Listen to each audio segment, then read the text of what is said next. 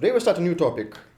We finished to talk about binary search trees, and today we start to talk about slightly different trees. This week and maybe 4 more weeks, we will talk about general trees. What is a tree? Tree is basically a graph without cycles. So if you have some undirected graph like this,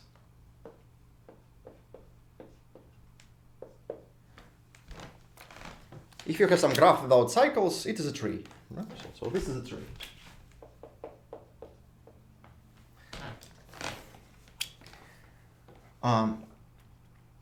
Sometimes you have another type of tree. It is a rooted tree. So this tree is not rooted. So it's just some graph. All vertices are equal. So we have just some graph without cycles. And sometimes you have a rooted tree. A rooted tree is the same tree, but it's mostly like the tree we discuss when we talk about binary search trees. So this tree has a root.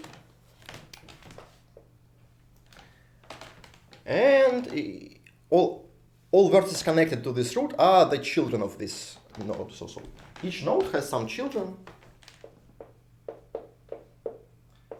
and so on. Something like that. Let's have 3 words. Just a second. Unlike binary trees, the number of children is not limited. So each node can have a bigger number of children. For example, for this node you have 3 children, and the number of children may be any number. For example, this is also a perfectly fine tree. So cool. Thank you. Trees are quite important data structure. Trees are commonly used in various different problems. For example, sometimes most commonly you have something like this. You have some rooted tree. A rooted tree usually describes some hierarchical model. So if you have, for example, a tree of directories in your file system, or if you have a tree of versions in your version control system, or something like that, or you have some structure of your, I don't know, company. So you have like a big boss here, and here is the employers are here. So here, this vertex is boss of this vertex, and so on. So rooted trees are widely used in various different applications, but trees like these are also used not so commonly. So it's just graph without cycles. So when you may have graph without cycles, usually if you have some graph, you have cycles in this graph.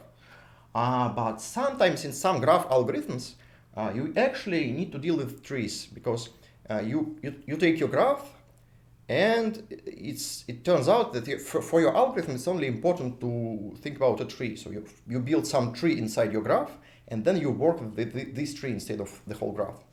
So trees like these are also used in some algorithms, mostly in graph algorithms.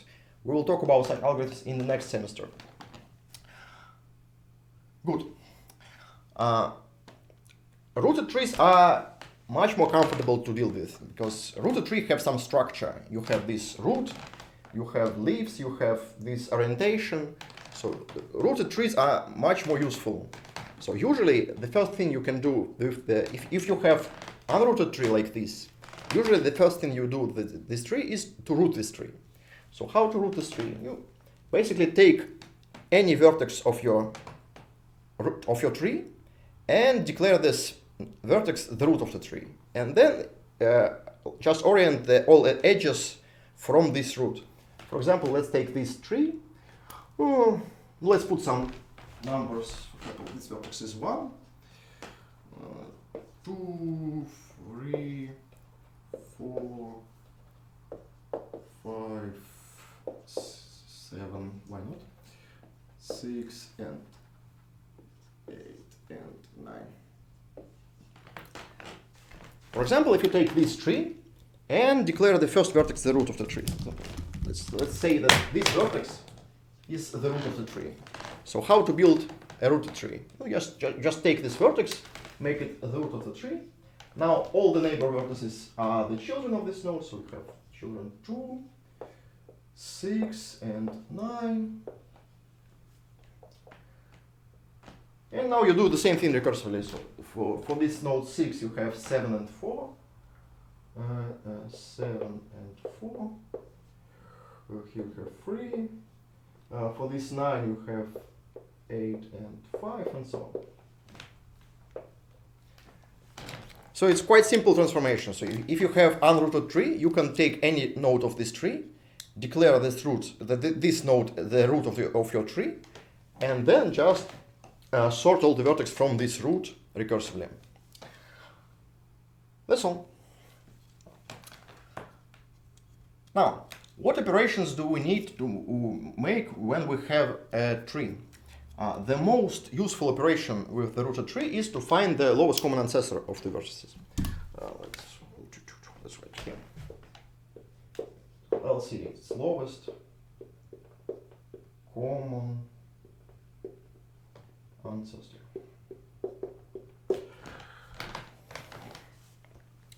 What is this operation? This operation takes two nodes of your tree and return the lowest of, like the name says, the lowest of all common ancestors of these nodes. So if you take two nodes of your tree, like this, node V, and now look on all ancestors of these nodes. You have some ancestors of node U. So this is the root of your tree. And look on all ancestors of node V. So these nodes are ancestors of node U, and these nodes are ancestors of node V. Now, if you look on these nodes, so these nodes are common ancestors.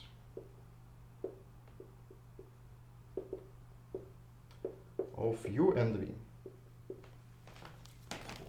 Right? Again, every 30 seconds you can say everything is fine, just to keep me calm, okay? Now, if you look on all these common answers, we always form some chain. So there is, if some node is the common answer, then all its answers are also the common answers of U and V. So if you look on those, to define this set, we only need to take care about this lowest ancestor. So this node is lowest common ancestor of U and V. Yeah, like this. Cool. That's all. That's one of the most important operations in rooted trees. Why it is important? Because there are a lot of different applications of this operation. Mostly, this operation is important because of the structure of paths in the rooted tree.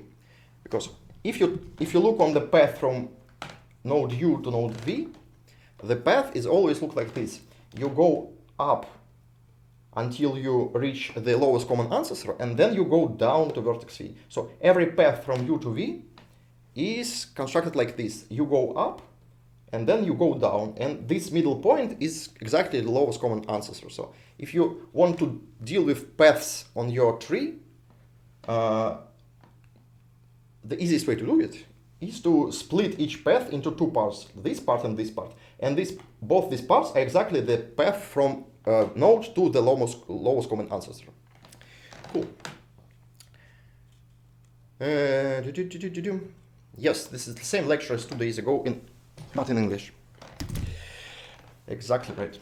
Like always, every Friday we have exactly the same lecture as in Wednesday, but in English. Cool. For example, if we want to calculate the distance between two nodes, so you have one node here, let's say, and another node here. And we want to calculate the number of edges we need to travel when we move from U to V. So if we move from here to here, we need to walk these 3 edges. So distance from here to here is 3. Yeah?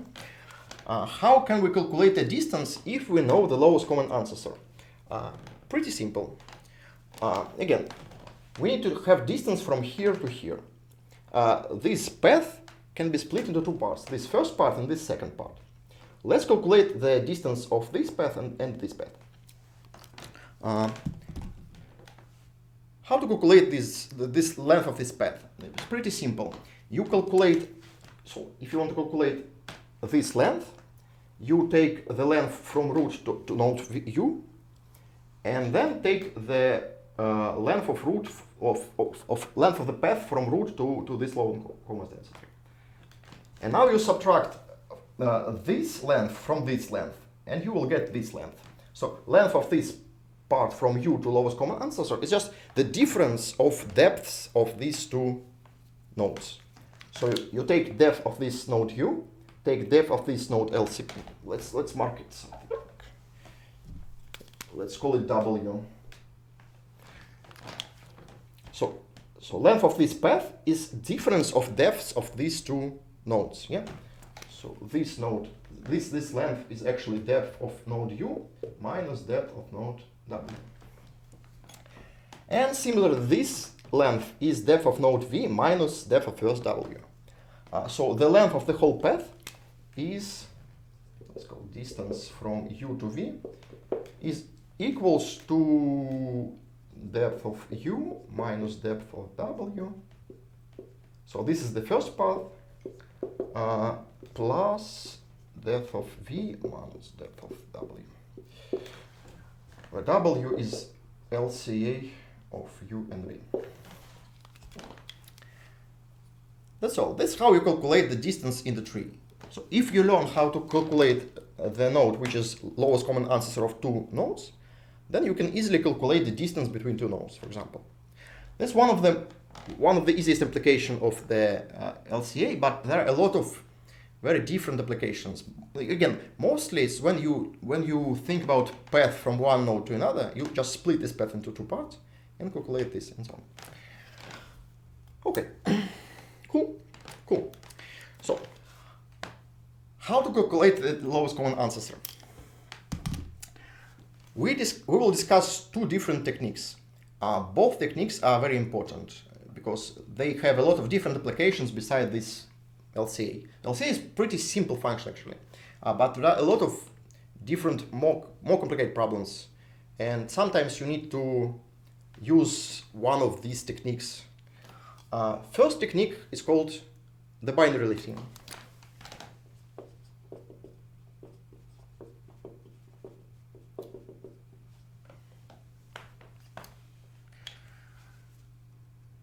Very cool technique.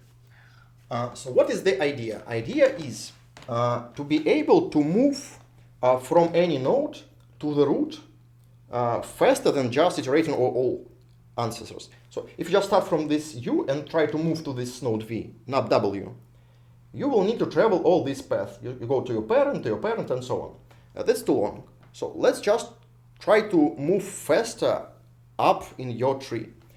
How to do this? We will pre-calculate some pointers.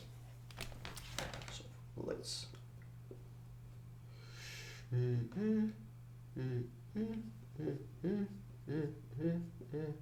that's enough. So let's node v. So let's take some node v and look on this path from v to the root of your tree. What we will do, we will pre-calculate the ancestors of node v at a distance equal to powers of 2. So we will calculate, we'll calculate, let's call it jump, like, I like to call this array jump just because, I don't know why. So we will pre-calculate jump from node v by the power of k, by 2 power of k. So it is the node on distance 2 power of k from node v.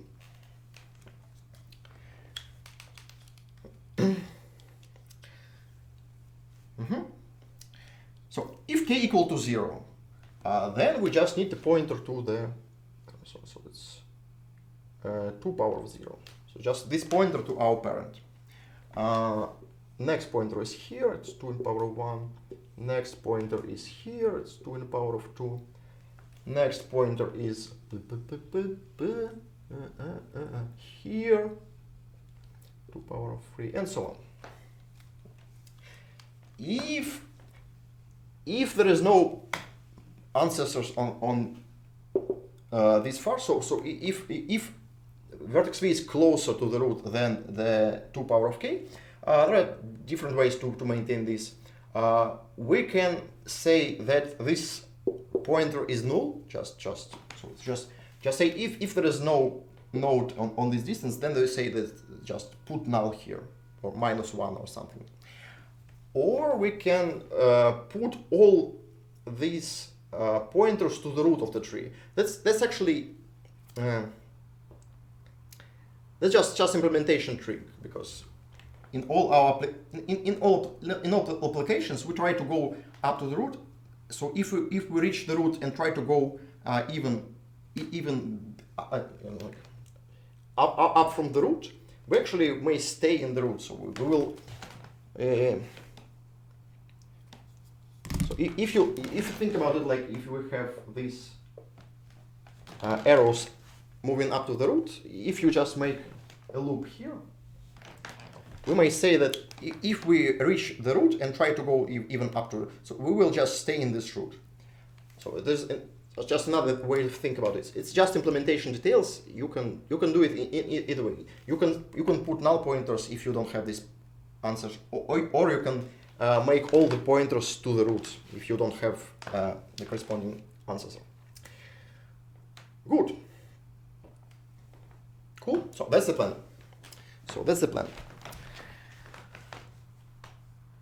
How to calculate these pointers? We will try to calculate, first we'll try to calculate all these pointers when we have this tree. So we have the tree, and we need to pre-calculate all these pointers for the given tree. What is the, how fast can we do this? How fast can we calculate all the pointers for all the nodes? Let's see. So how many pointers do we need here? So v is up to n, so there are n vertices. We have n vertices here, and this k may be up to log n, because the distance to the root is up to n, so this k shouldn't be more than log n. So we need n log n pointers to pre-calculate. And we actually can pre-calculate all these pointers in n log n time. How to do it? There are various ways to do it. The easiest way is to use the same technique as we used in the sparse tables. So we will pre-calculate these pointers by increasing the value of k. So first we'll calculate all pointers for k equal to 0, then we calculate for k equal to 1, and so on. So we'll first iterate, let's calculate all the pointers for k equal to 0. So if k equal to 0, then we just iterate for all v from 1 to n. No one do it. Let's see, it's from 0 to n minus 1. Yeah? We are programmers or what? So let's iterate over all nodes and pre-calculate the first pointer. So this, if k equal to 0, then this jump from v to 0 should be just the parent of your node, right? So this first jump is just jump to your immediate parent. So jump v to 0 is just a parent of the.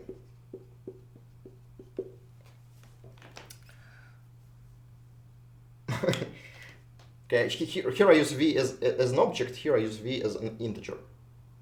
And it's fine. It's pseudocode, right? So here you take the parent of this node, here you make the jump to the parent of your node, right? And now we will use the previous jumps to calculate the next jumps. So how to make the next jumps? You have this node v, and this is the root. This is the path to the root. We want to make jump from here to power of k up. So how to make jump from here to here? Look, let's say something. Okay, how to make this jump? Just check that anybody understands what's going on. So how to move from here to here?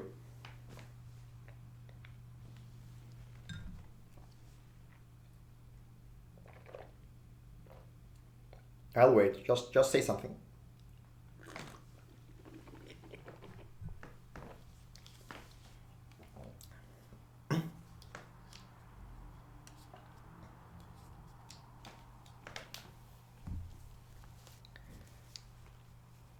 Cool. It was okay. You can do it faster. So to make this jump, we will make two jumps on distance 2 power k minus 1. So we'll make jump from here to here, 2k minus 1, and then another jump on the same distance. And we'll move here. And we already pre-calculated these jumps, so we know how to move from here to here. We know how to move from here to here. So make two jumps and move to here. Cool. So let's make like this. So 4k from 1 to log n. We'll just iterate for all nodes again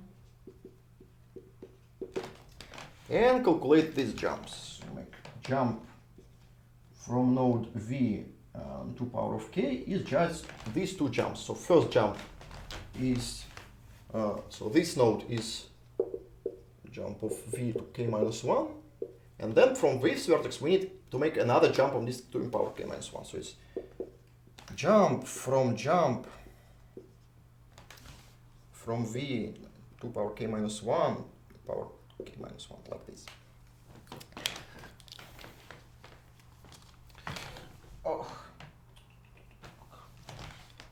Yeah, good enough.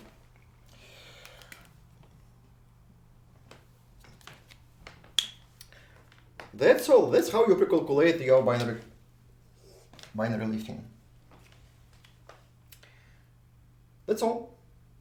So what is the time complexity of this pre-calculation? No, obviously here you have n, here you have log n multiplied by n. So total time of these two loops is n log n. Obviously, yeah. Like this. So total time complexity here is n log n.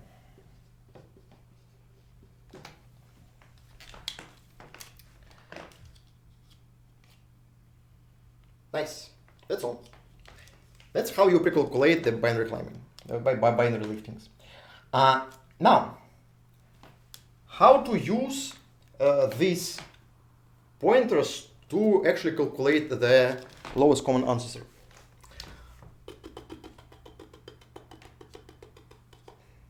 I need to erase this.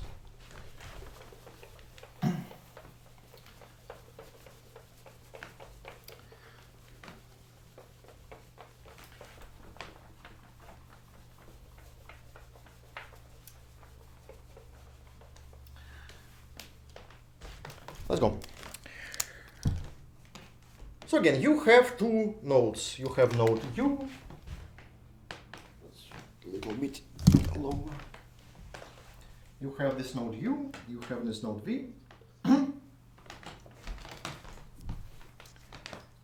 And you want to move. You want to find the lowest common ancestor. What is the plan? The plan is to move to the root until we find the lowest common ancestor, and we will do it in like binary search way. So we will try to make these big jumps until we will find the exact point where there is a lowest common ancestor. So if you look on the common ancestors, then like somewhere here are common ancestors and somewhere here are not common ancestors. So our goal is to find this point. So we'll try to find this point using something like binary search. So if we jump too high, we will find that we have some common ancestor. If we jump too low, we will find we have different ancestors. So that's the idea. Cool. I'll write you the code. The code is pretty simple. So how to move from these nodes to this point? First, let's look on the depth of these two nodes and find the deeper nodes and try to move from the deeper nodes on the same level as the less deep nodes.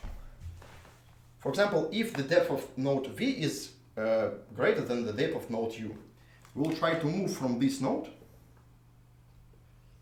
to some node, let's say V prime, like this.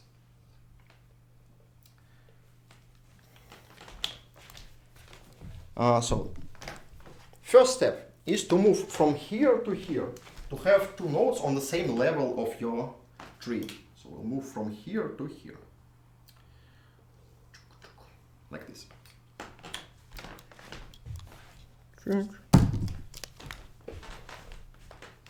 Oh, that's better. How to do it using binary climbing? Pretty simple. We will make these jumps and try to reach the node on the same level as node U.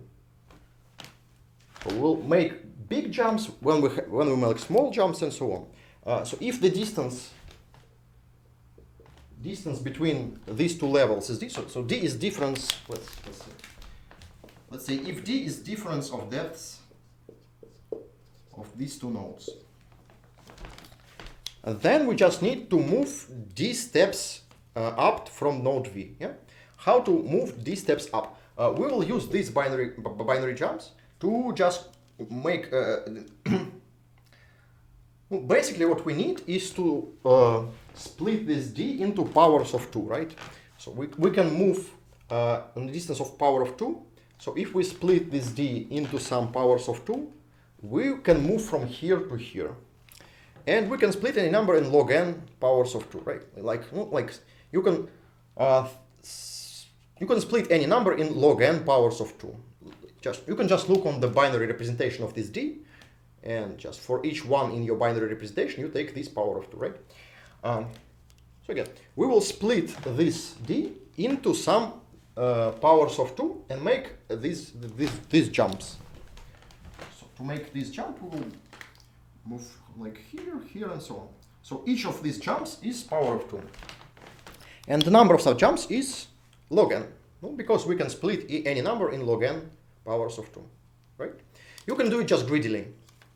You go from big powers of 2 to small powers of 2.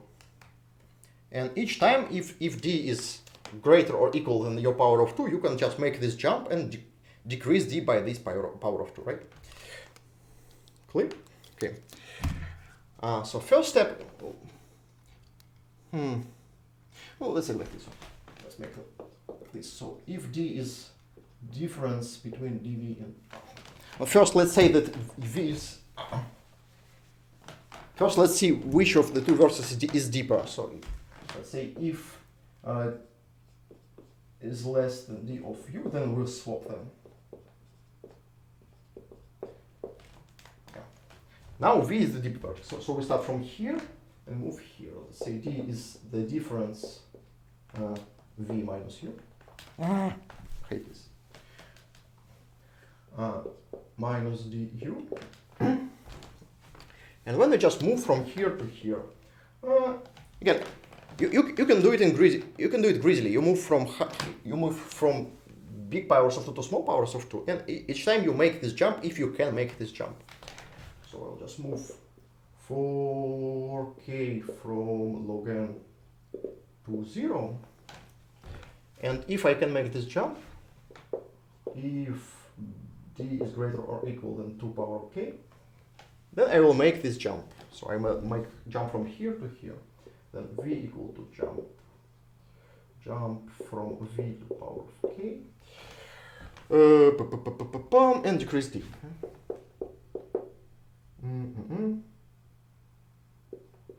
Like this.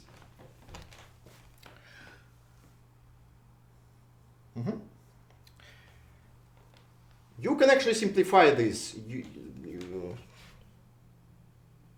Because you know that this D is something, so you can just make these jumps if the next vertex is not higher than this node U. So you can rewrite it like this. You can just remove this.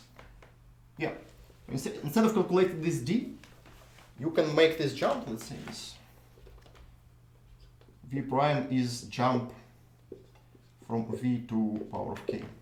And if this depth of v prime is greater or equal than depth of u, then you make this jump like this. So it's the same actually. It's the same procedure as before, but we just don't calculate this d and don't calculate these powers of 2 and so on. So it's a little bit easier. Okay, now we moved from here to here. Now we actually will make a binary search.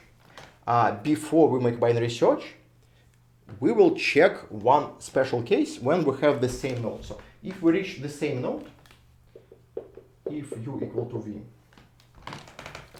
it means that u was the parent of v. So we moved from node v to the same level as u and moved directly to node u. It means that u was the parent or ancestor of v. If u was the ancestor of v, then the lowest common answer is u. So if we just return u,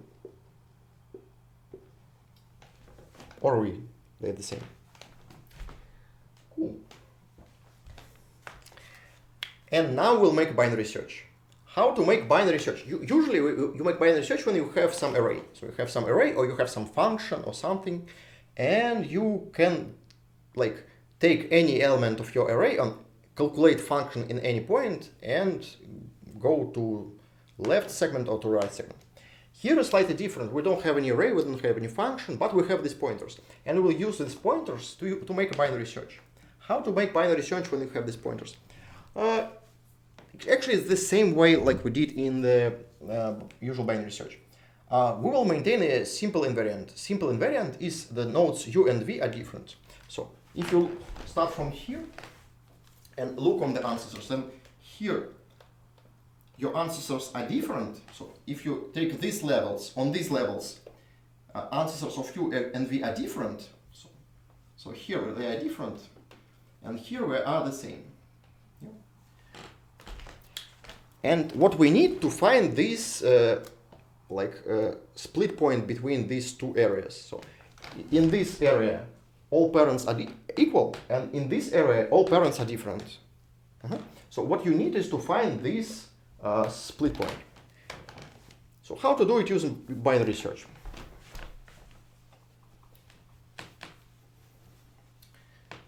So you start from these two nodes and try to make a big jump above. So you start from these 2 points and make a biggest possible jump. So you take the largest power of 2 and make the jump from here. So 2 to here, 2 to here. Okay. If you find the same node, so if you make this big jump from here, and find the same ancestor, it means that you reach the upper area, so the area where all ancestors are same. So what you need is it means that your lowest common ancestor is somewhere below, so you need to find your lowest answer in this area. So let's try to find it in this area. Let's make a smaller jump. So let's take a smaller jump.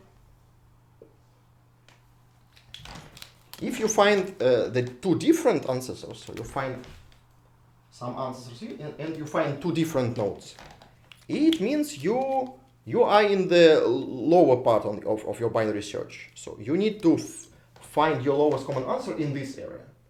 So again, if you find the same node, you need to search below. If you find different nodes, you need to search above. That's all.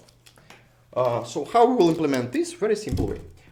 We will iterate all powers of 2 from highest to lowest.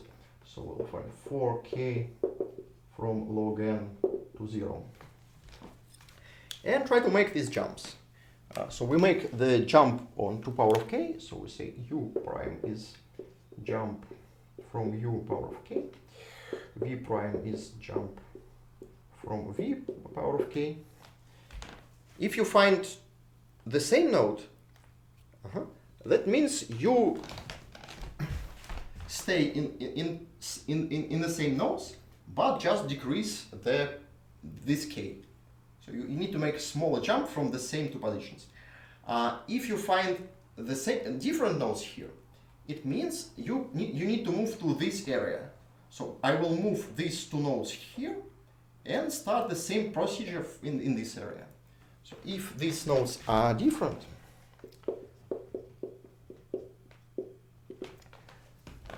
then I will just move my 2 pointers to here. So I'll move U and V here.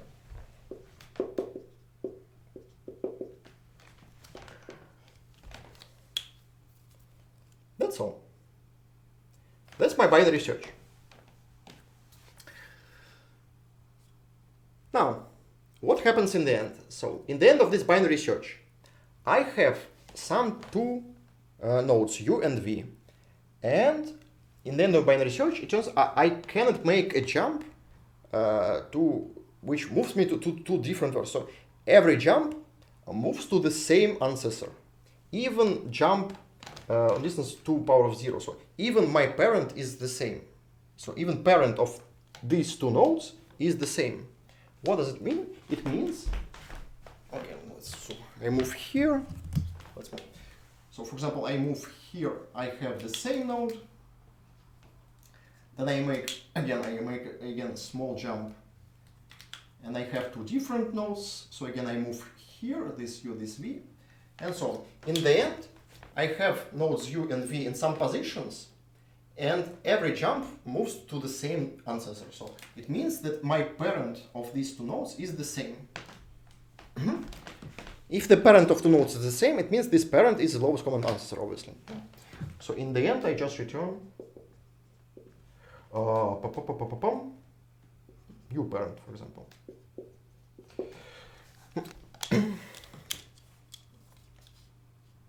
That's all. That's the whole code. So that's how you find lowest common ancestor when you use this binary lifting technique. So this code calculates the binary liftings, and this code calculates the lowest common ancestor. You can make it shorter. I just I have too much space here. So you can squeeze it a little bit, but this is actually the pretty simple code which calculates the lowest common ancestor of 2 nodes. So what is the time complexity again? No, obviously, time complexity is log n, because I have these 2 loops. Each loop takes log n operation. So time complexity of this function is log n. So what do we have? We have a technique which have n log n pre-calculation time, and then log n query time. Let's put it in the corner. So again, these techniques are used when you have a static tree. So you have some static tree, you make some pre-calculations, and then after these pre-calculations, you answer the questions. We discussed data structures like this when we discussed, for example, sparse tables, stuff like this. So when you have some static structure, you first spend some time to pre-calculate something, and then you spend some time for each query to answer the query.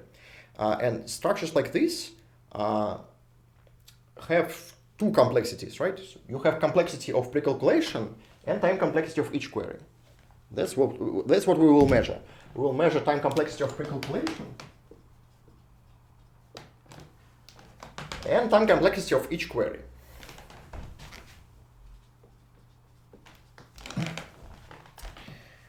So this first technique, binary lifting technique, have time complexity n log n of pre-calculation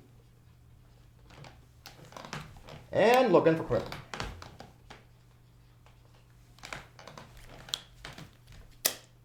Nice. Any more questions by now? I will erase everything in few seconds. If you don't have any questions, I will just erase this.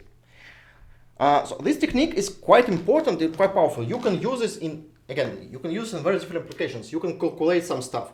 But basically what you do, you travel the whole path from U to V. So when you make this binary listing, you move from here to here, you move from here to here, and move from here to here, and so on.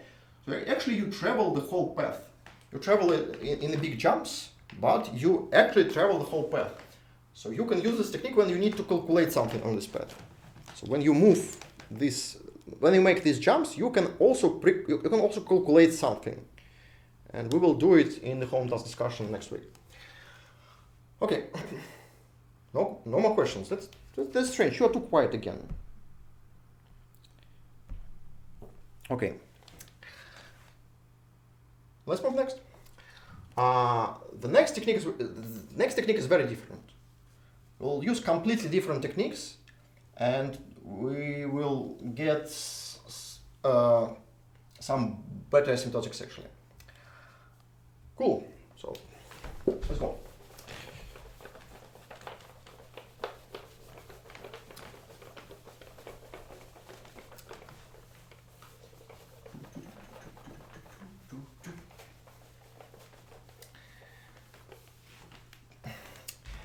The next technique uses the approach called Euler-Tour approach.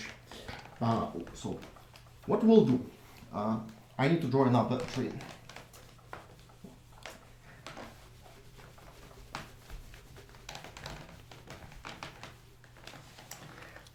So let's draw some tree.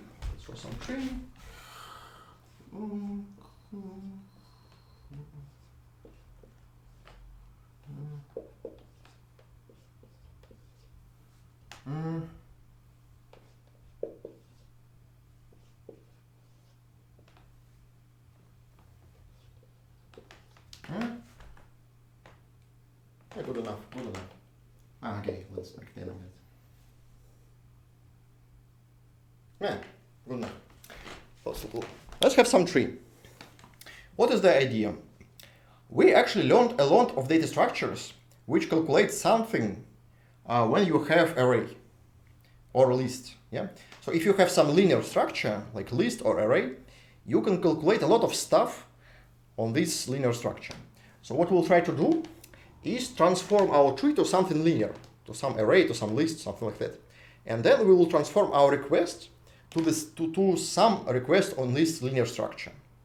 And because we have a lot of data structures for these linear things, we will be able to calculate something on a tree using some query on this linear structure. That's the plan. So how to make linear thing out of data tree? We will do it using the Euler-Tour approach. We'll recursively iterate over the whole tree. So let's recursively iterate over all nodes of the tree starting from the root. So we start from the root. And we'll just iterate over all children of the current node and recursively iterate over all nodes inside this subtree. So we start from the root, go here, go to this node, then go back, then go here, then go here, then go back, and then go here and here, so on.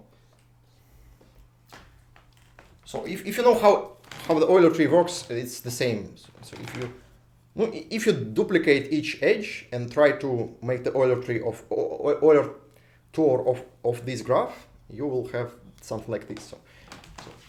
So you travel to do some subtree, then recursively iterate over all nodes inside this subtree, then go back and so on. So it's the path which iterates over each edge of your tree exactly twice. So you go down this edge, then iterates everything inside this subtree, then go up the same edge. So let's make this Euler tour and then write all the vertices we visit on this path. So what's going on? So we start from node 1, then we go to node 2, then we go to node 3, then we go back, then we go here, then to node 7, then back, then to node 8, 10, and then we go back to 8, 4, 2, 1. So now we're here, and then now we need to visit node 5 and everything below. So we go to 5, then 6, back to 5, then to 9, back to 5, back to 1. That's all. That's the Euler tour of this tree. That's the whole plan. That's the whole plan. So again, we take this tree, make simple recursive procedure which iterates over all nodes of this tree, and write down all the nodes we visit on this path. We will get this list. Cool? Cool. again, you're making me nervous. If you have any questions, just ask them. Okay. Okay, I think it's just too simple technique, so everybody understands everything, but I'm still so suspicious. Okay, so now, now, what we'll do next? We will, okay, let's see. For each node, we will pre-calculate the position of this node in this path. Yes, it's depth of search. So if you know how depth of search works, it's exactly like this. So you start from the root and make a depth of search over a tree. No, in the tree, depth of search is pretty simple because you can't visit the same node twice. So depth of search in tree is simply recursion. So you start from the root. You don't need to mark anything because it's simple. Yeah, but it is it. Now, for each node, we will pre-calculate its position in this Euler tree. For example, you have this node 6. For this node 6, you pre-calculate its position here. So each node knows its position in this Euler tree. Some nodes have different positions. For example, this node, I don't know, this node 4. So if you take this node 4, it has 2 occurrences in this Euler tree. So we will maintain any one of these positions for this node 4. For example, this node 4 may remember this position and so on. So any node remembers some position in this Euler tree where you have this node.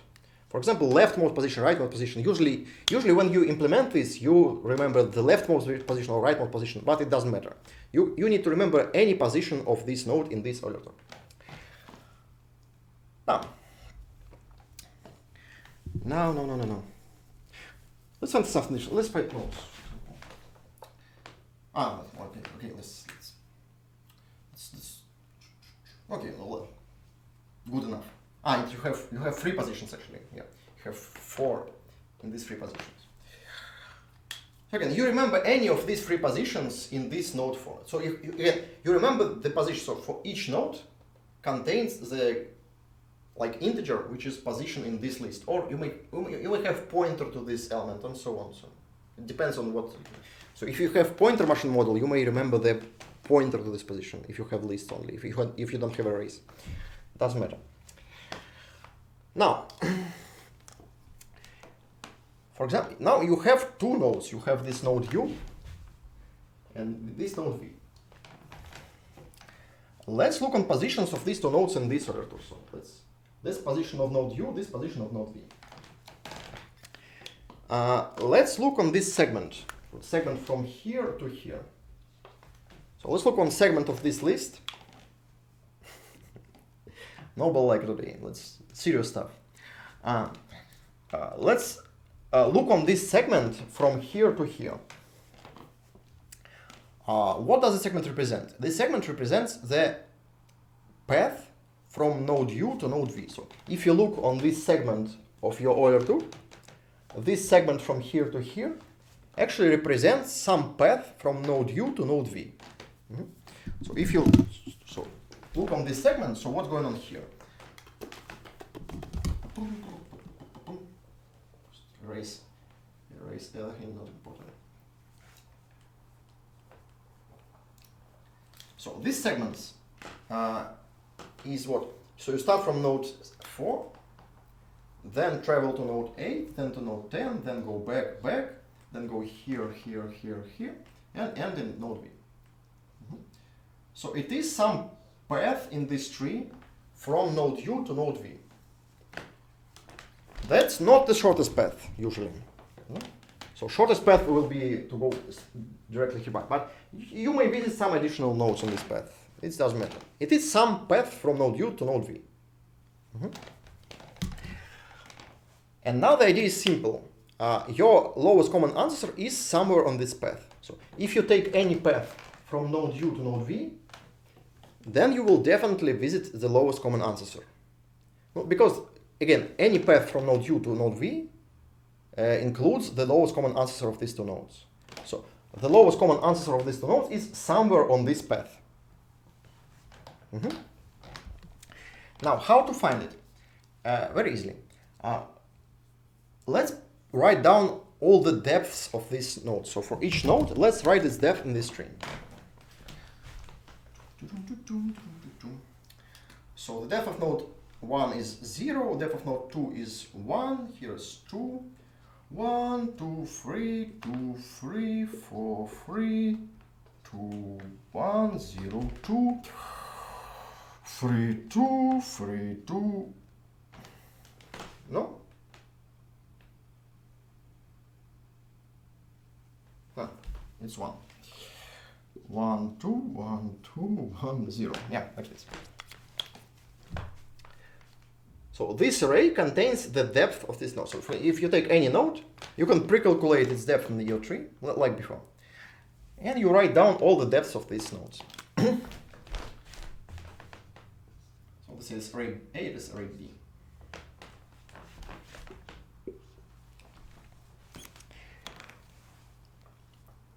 And now we'll make the simple observation. So if you have the path from node U to node V, your lowest common answer is just the highest node on this path. So it's the node with the minimal depth in your tree. So if you look on this path from node U to node V and take the node with minimal depth, like this. So this is the minimal.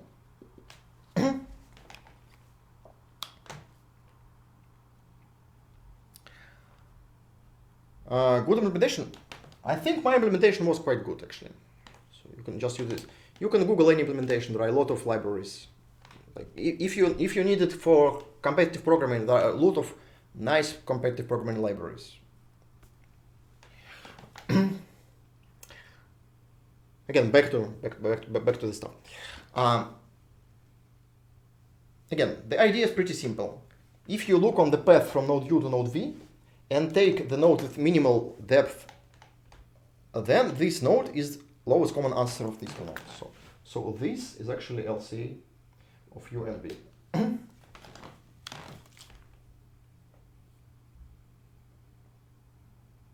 Let's take some different nodes to make it more interesting. For example, let's take this 3 and this 10.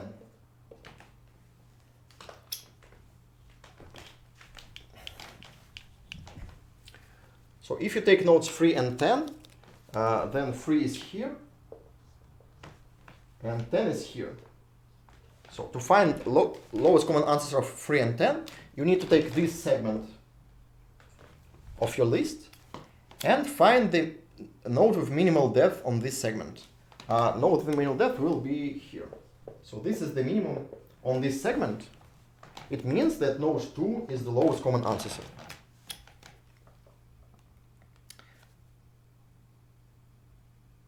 Good. Should we prove this? It's actually quite easy to prove. If you look on the path from node, again, you have this path from node U to node V. So you have node U, you have node V, and you have some path from U to V. So some path, you start from here, go somewhere here, go here, here, here, and so on, and so on, and so on. Visit something here, and so on. And finally you reach node V. Now, first of all, you will visit your lowest common ancestor. So this node,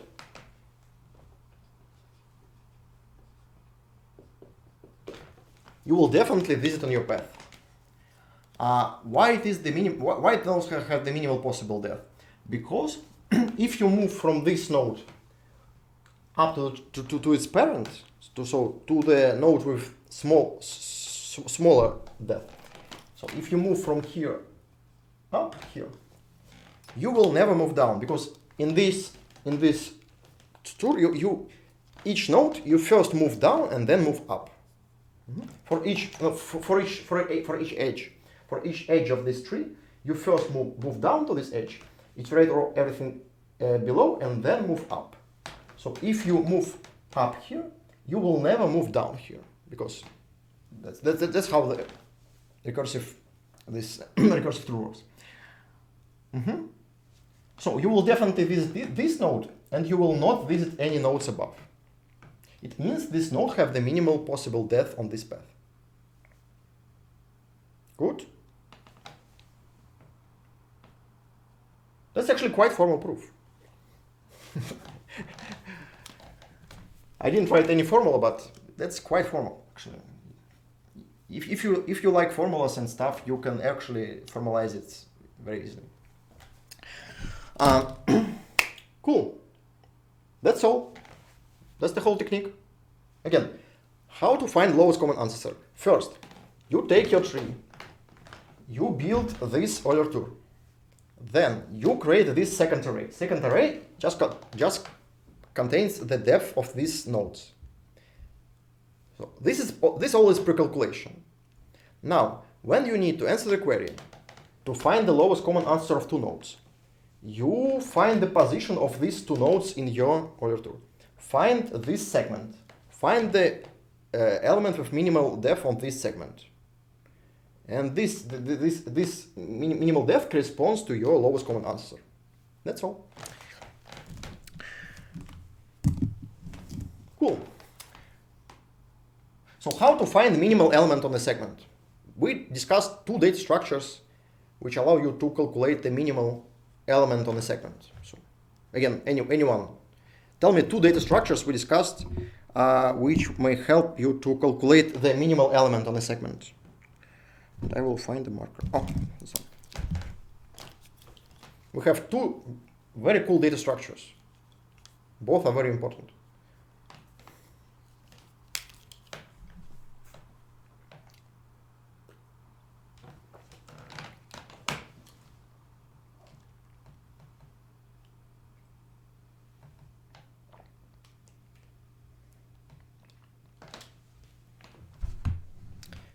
You scare me. Just say something.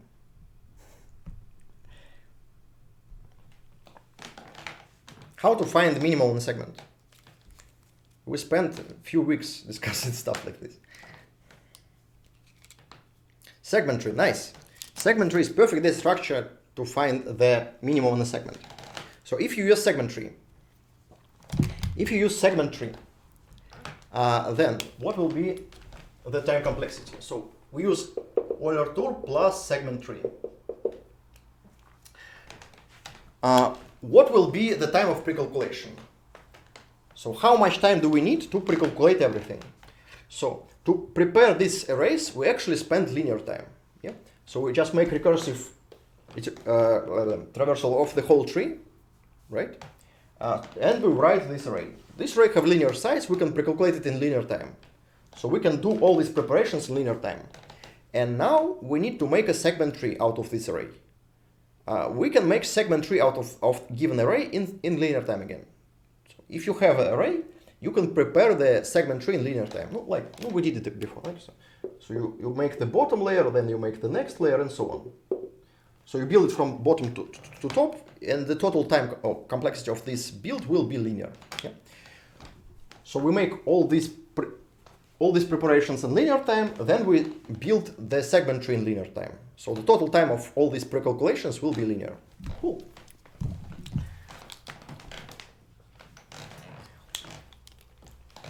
Now what about query? Query, again, each query is we find these two positions and find the minimum on a segment. In segment tree, you can find the minimum in log n time, right? So again, you find minimum in log n time. You spend log n time for the whole operation. So the time complexity of query will be log n. Cool. Now, we actually discussed another data structure which helps you to find the minimum on a segment faster than log n time, right? Right? Anybody? There is another cool data structure which is specifically made to calculate minimum on a segment. And it works faster than log n time. So you can make queries faster than log n time.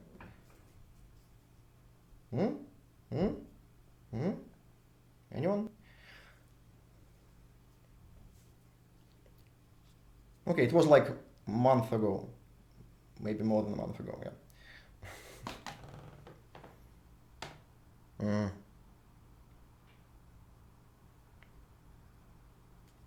That's it.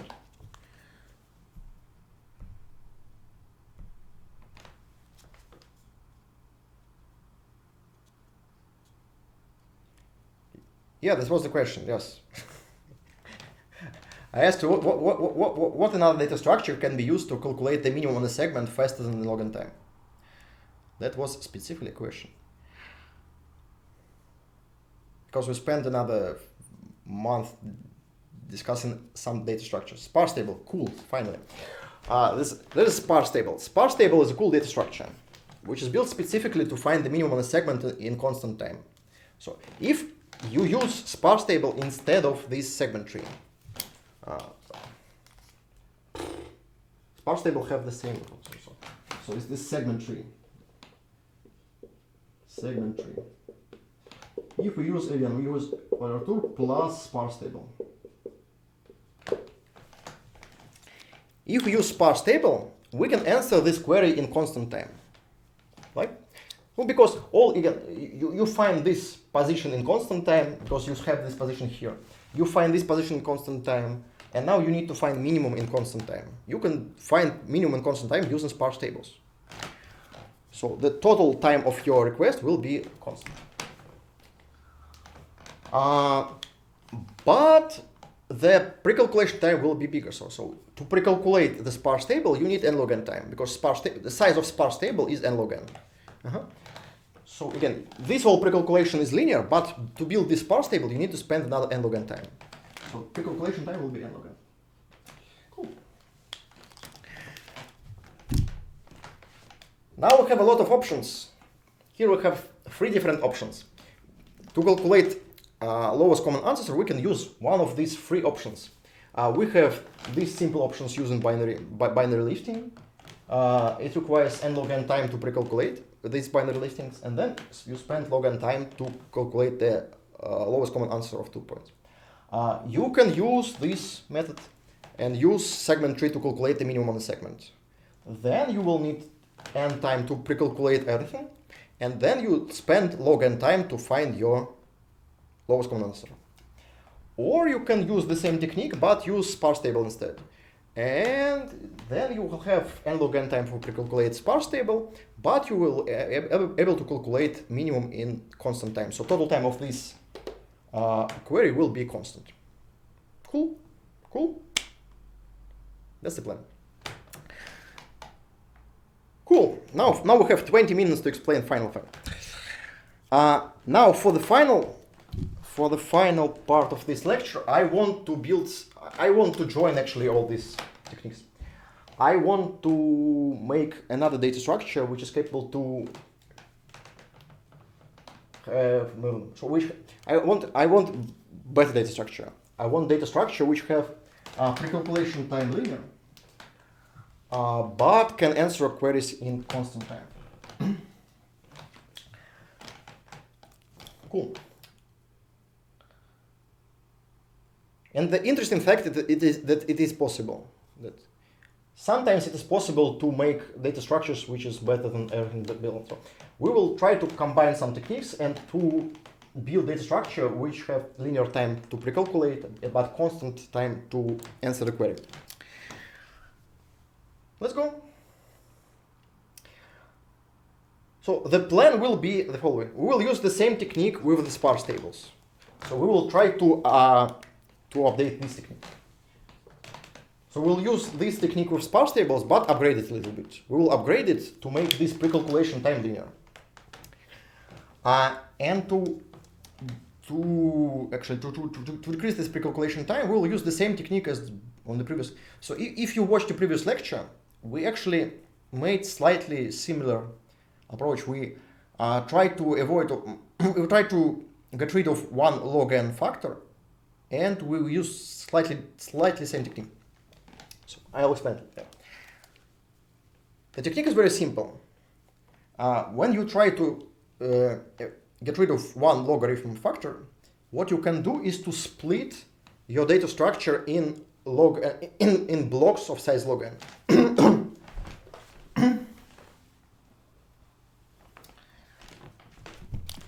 So what we will do, we will split this array into blocks of size of about log n.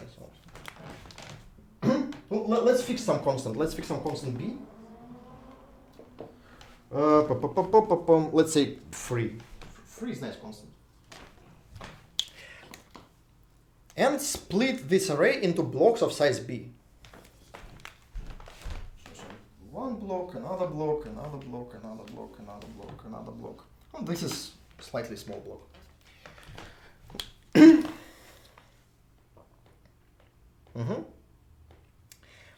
And now to find the minimum on a segment, we will try to find this minimum not over all elements, but over these blocks.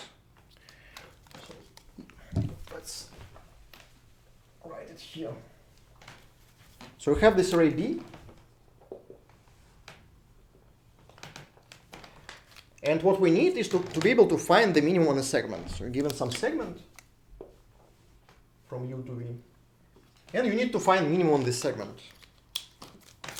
Now, when you split this array into blocks, so you have these blocks. What you can do is to look on these blocks which are completely inside your segment. So these blocks are completely inside my segment. For these blocks, I only need to take a minimal element. So from each of these blocks, I only care about the minimal element of each block. So what I will do, I will take the minimal element from each block. I'll say this is the minimal element of this block, this is the minimal element of this block, this is minimal element of this is minimal element of here, this is minimal element here, this is minimal element here, this is minimal. So I will take minimal element from each block and build another data structure which can answer the same queries but only for these blocks. So I will put these minimums into separate arrays, small array. Let's have this 0, 1, 2, 1, 0, 1, 0. So let's say B prime.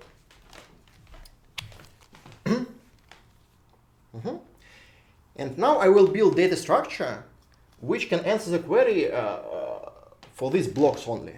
Not for the elements, but for the blocks. So in each block I have this minimal element. So I will be able to find the minimal element over these all blocks. So again, if I know minimal element in each block, I will then find minimum of all these minimums, and this will give me the minimum of a segment from here to here. After this, I need to take care of these small parts here and here. So I need to take care of these small parts of blocks, but for this whole segment, I can use this small data structure. So this data structure allows me to calculate the minimum on a segment which contains of the whole blocks. Cool? You stop saying everything is clear. This scares me a little bit. Again, I want to data structure which can answer the query of find the minimum on this segment. Again, no, I want to answer the query of lowest common ancestor. But after I build this structure, I need to answer a query to find the minimum on the segment. How to find the minimum on the segment? I will split everything into blocks. Now, I need to find the minimum of these whole blocks and something else. So I need to find these small parts in the borders of my segment. But to find minimum in this area, I will take minimum of each block, build a small data structure for these blocks.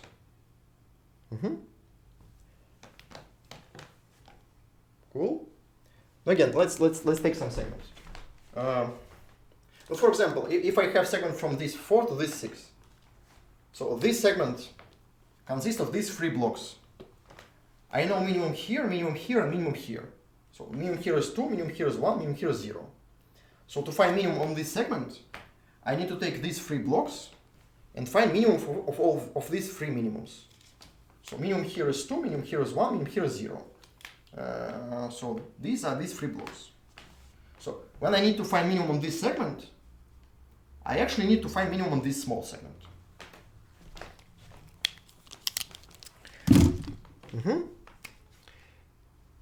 Now, how I will calculate minimum from this small data structure? Very simple way. I will build a sparse table.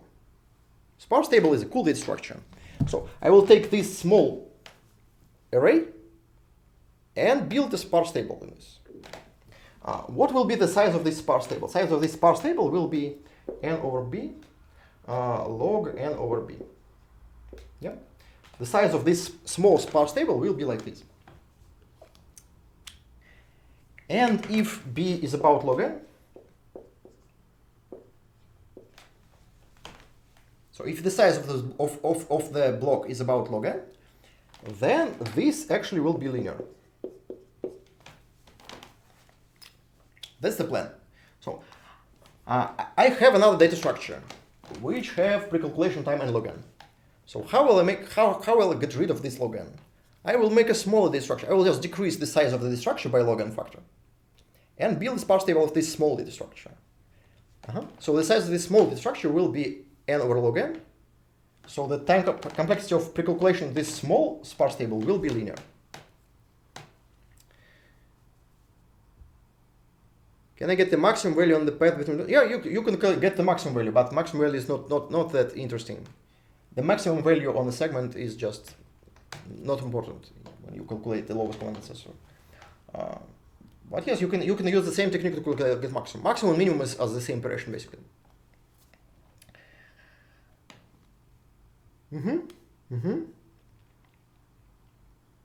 That's the plan. So again, I will build data structure for these blocks. This data structure will be small, so I can build the sparse table for this small data structure in linear time, just because it's log n smaller than the original.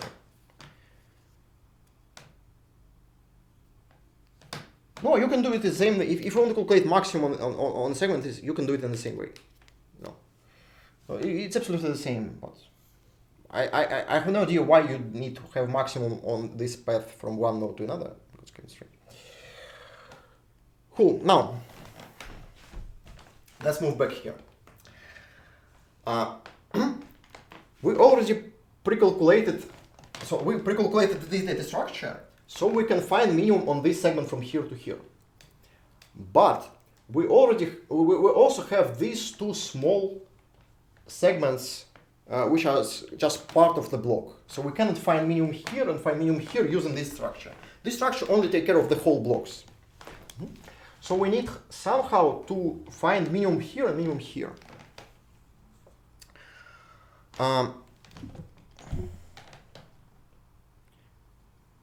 If each node has a value, calculate milestone and the path.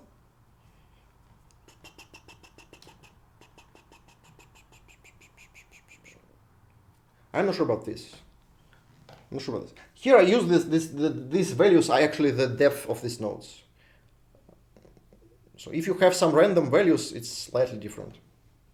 We'll think about it next lecture. Let's finish this. So now what I need to do is take care of these small segments here and here. And to take care of these small segments, I will use that these segments are very small. So these segments are very small. So what will I do? It turns out that these segments are almost the same. That all segments are pretty much the same. For example, if you look on these two segments, let's look on these segments, this segment and this segment. These two segments are actually equal. So if you look on the first blocks, if you look on the block 0, 1, 2 and another block 1, 2, 3, these two blocks are pretty much the same. It means that if you try to calculate any request in one block, you will calculate the same request on that block. So if you find minimum on this segment, it will be here. And in this block, it also will be here. So these two blocks are equal because each request gives you the same result. It happens because these two segments are different by the constant. So if you take this segment and this segment, the difference between each element is exactly 1. So if you take minimum each segment, the minimum will be, the difference between two minimums will be 1, and the minimum will be in the same position. Like here you have this, and here you have this. Yeah? So here it's 0, 1, 2, and so on.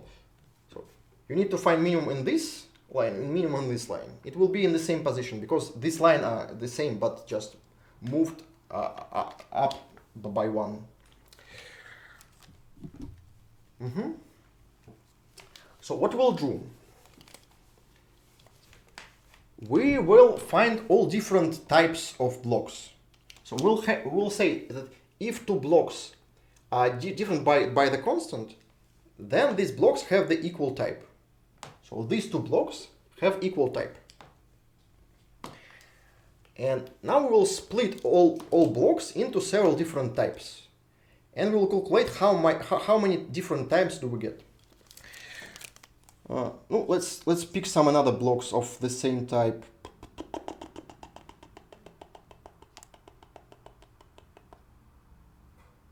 Let's say, for example, if this block have type 1, so let's say these blocks are of type 1. So we have this block 102 of type 1. This 1, 2, 3 has the same type. Yeah, so its difference is 1.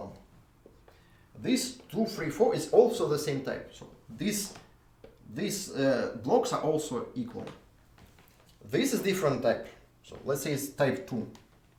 So this is the same as this. So this also have type 1. This 1 to 1 is different. It's not like this, it's not like this. So it's type 3. No, okay, last block is not important. So let's see how 1 is not important.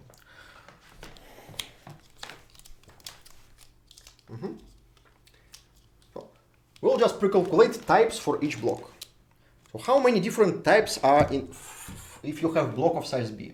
So if you have blocks of size B, how many different types of blocks can we have? It turns out we need a small number of these blocks.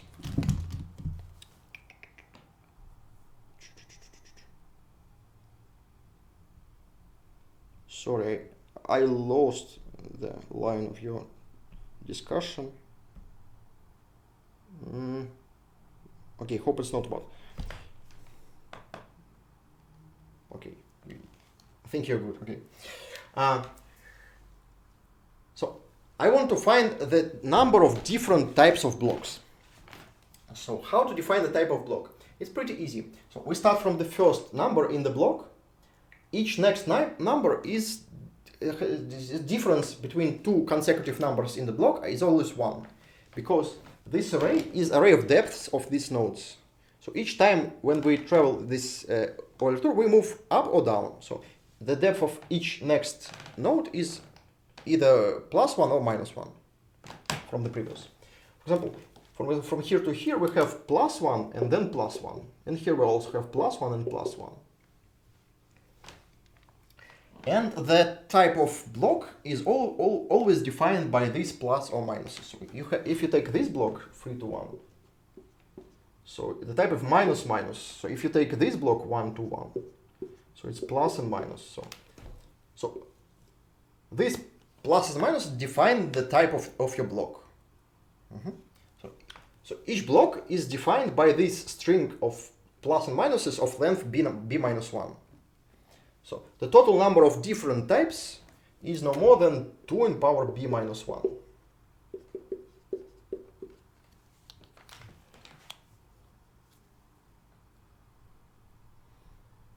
Yes, we spend too much time to get rid of one logarithm. That usually happens in computer science. Yeah, when in algorithms theory, there are a lot of cases when there is some last logarithm factor, and everybody spends like 10 years to just get rid of this last logarithm factor.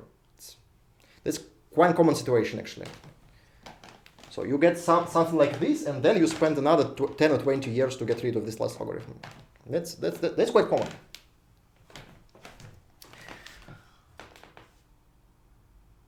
That's almost it.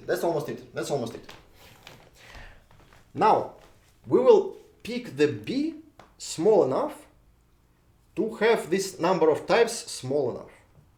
So if you pick b equal to log n, then we'll have, if b equal to log n, then 2 in power of b minus 1 is actually about n. So if b is log n, then we have up to n different types of segments. So this number is pretty small, but actually not small enough.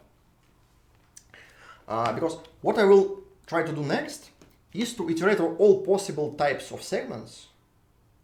And for each type of segment, I will pre-calculate the answer to all possible queries. So I will create the following table. So I'll say memorization table. So I will create the big table, which gives me the result for each type. For each request from L to R, it will be minimum on segment from L to R for block of type.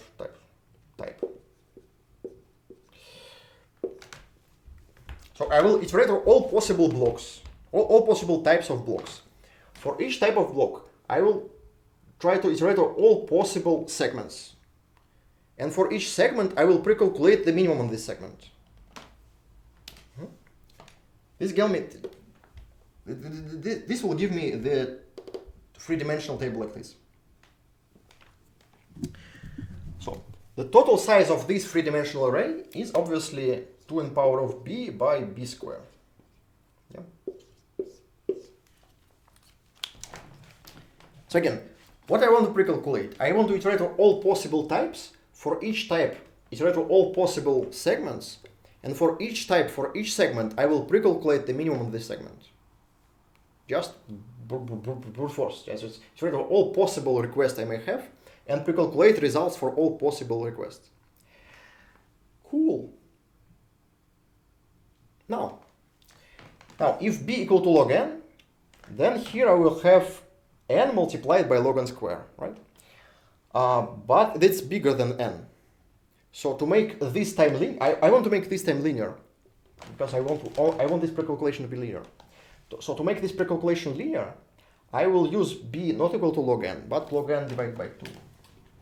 So let's say that b equal to log n over 2, like this.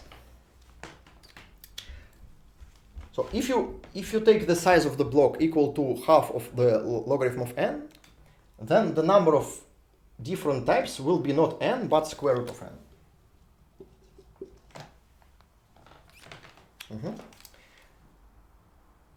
So if you pick this size of block, then number of different types will be square root of n. And the size of this memorization table will be square root of n multiplied by log square of n, like this. And this is linear.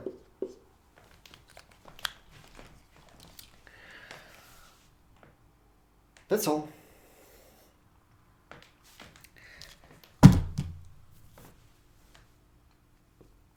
Okay, the whole algorithm works like this. First, you make a pre-calculation. You build these arrays, split each array into blocks, calculate the types of each block, calculate this sparse table for this small array of blocks. You pre-calculate this sparse table in linear time, you pre-calculate this table in linear time, that's all. That's all your pre-calculation. It all takes you some linear time. That's better than linear, but this pre-calculation is linear, so I just will have an upper bound of this. That's all pre-calculation. Now, how to answer the query? To answer the query, you need to find minimum on this segment. To find minimum on this segment, you take these whole segments inside your big segment, whole blocks. Find minimum among these blocks using this sparse table in constant time. And now you need to find minimum on these two small parts of block. And to find these two minimums, you use this memorization table. So you find the type of this block, for this type of this block, and for this request, you know the result of your, you know where is the minimum. So you know where is this minimum, there is this minimum, you calculate this minimum, calculate this minimum, calculate the whole minimum, and so on. So the total time will be constant. It will be big constant, but still constant. That's all. Yeah, that's how you make the data structure which works in linear precalculation time and constant time. Not given the one contest? No, I don't give the one contest. Sorry, I don't have this many problems to have a whole contest. I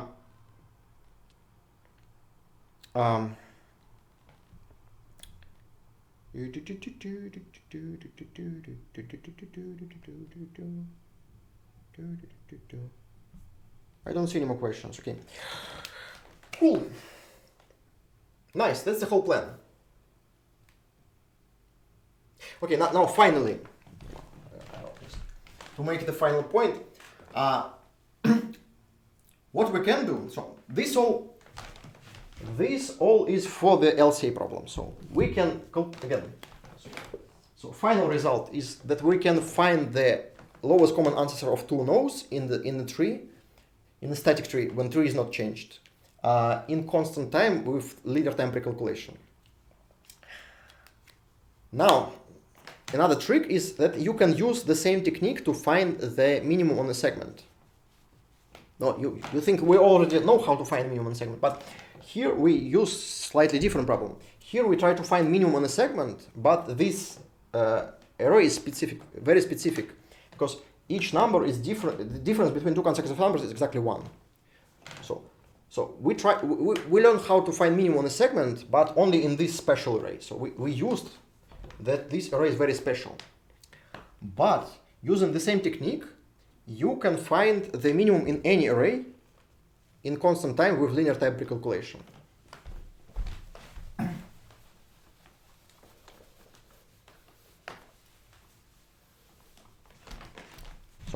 So if you take any array, let's have some array of 5, 3, 7, 2, 6, 4, 8, 9, 7. Good enough. Good enough. So imagine you have some array and you want to be able to calculate minimums on a segment. You can do it using sparse tables. It will take you n log n time to precalculate, then constant. But you can do it in constant precalculation. You can use the same technique to make this time complexity. And the way you do this is quite interesting, because to calculate minimums on the segments in some arbitrary array. So you have some arbitrary array, and you want to be able to calculate minimums on the segments. What we'll do is to reduce this problem to the finding of the lowest common ancestor, because we already know how to find lowest common ancestor in the tree. So we'll take our array and build a tree from this array. And then we will use all this technique to calculate lowest common ancestor in this tree. How to do it? Actually quite simple. We will just build a tree from this array. So let's take this array and build a tree like we did on the previous lecture. So these two will be the root. Here you have 3, here you have 5. Again, tree is very simple data structure. The root of the tree is the minimal element, and then you recursively calculate tree in the left and tree in the right.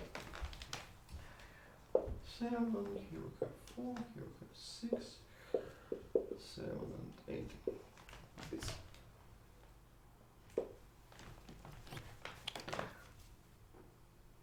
That's all. So again, you take your array and build a tree from this array. And like we learned in the home task, you can build a tree from the given array in linear time. So in linear time, you can construct this tree.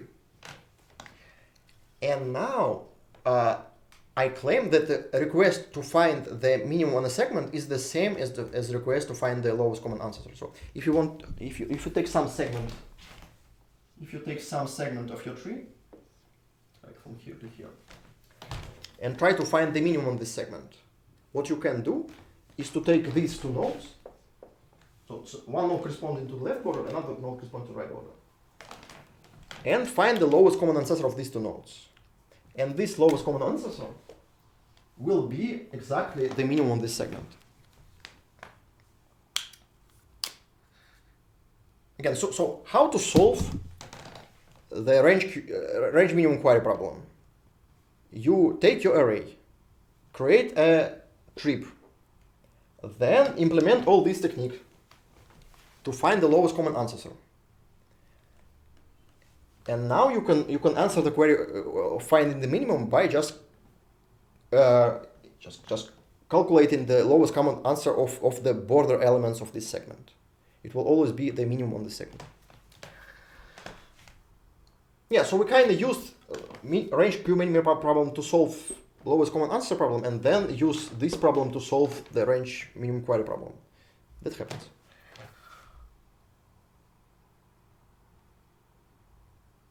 Okay, that's all for today, I think. Thank you for joining me today.